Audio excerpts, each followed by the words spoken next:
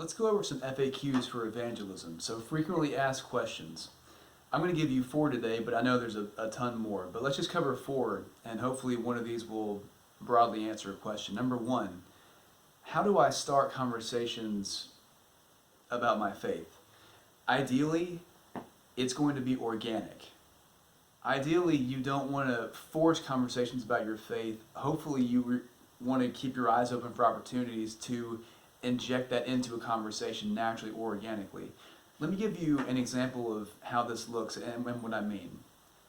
If I was going to come to your door and we don't know each other, and I knock on your door and you're already skeptical because someone's at your door, and you open it up and I say, "Hello, I'm a Christian, and I was wondering if you would like to talk about your faith." Typically, we're going to say no thank you and quickly shut the door and never breach that subject again. That's because there's no real connection there. We're starting off from a really forced, uncomfortable, awkward position. Now, let's revisit that same scenario. Let's say that you and I are very close friends. You know I'm a Christian. You know that I live that kind of lifestyle. Maybe you know I'm a minister. And I say, "Hey, I'd really like to sit down some time with you and just talk about some church stuff, or maybe your faith." And then I knock on your door. It's still a little forced because we've set up this opportunity to talk about it, but at least people know where they're coming from, so it's a little more organic.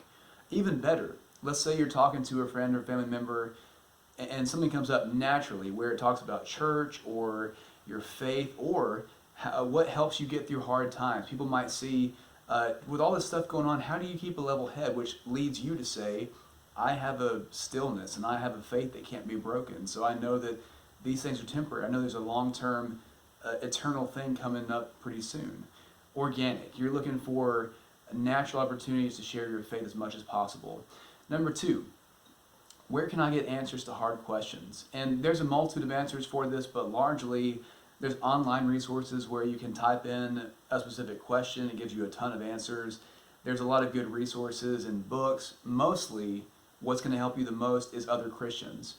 Because the reality is, there's really not a question that hasn't been asked in history. We kind of end up circulating a lot of the same questions throughout time with just different subject matters, different variables. So really what helps is if you are at a local church and you're talking to somebody and they bring up a question that you just stumped by, go see if there's a Christian at your local church who's been there, because odds are they've dealt with that before and they've kind of come through on the other side.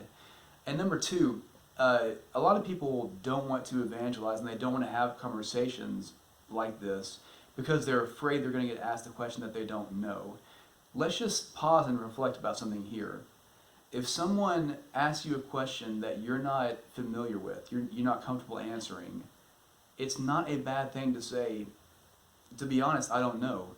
Would it be okay if I studied on it and we had a further conversation about it?" That's a good thing. You're continuing a conversation, so it means to them, you're invested in them, you care enough about them to continue that conversation. Number 2, it's going to build trust because you sincerely want to know what their answer is and give them a quality answer, not just one on top of your head. You sincerely want to investigate it together. Number 3, how do I handle rejection? I'm talking to somebody about my faith and it's going somewhere, but at the end they say no thank you, or flat out, you want to start the conversation and someone just immediately shuts down the conversation before it even gets started.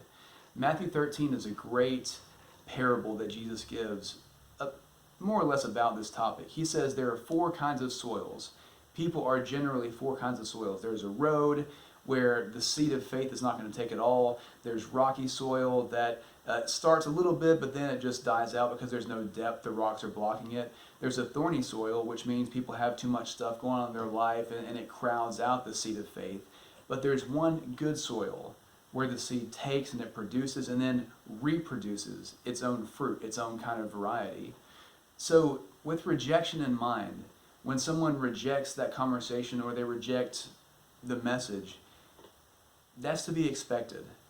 If we read the Gospels, we realize that Jesus didn't convince everyone that he was Son of God. He died and rose from the dead, and some people just still didn't believe. So it's not personal. It's just some people are not at that point in their life, and they may never be at that point in their life. And number two, with that point, if someone closes off that conversation, do not burn the bridge. Do not throw your hands up and write them off completely for eternity, because what you've done is plant the seed of faith. Who knows if that's going to take or not? Number four, how can I feel prepared to have conversations about my faith? I'm going to give you a few of these. Number one, you start studying consistently.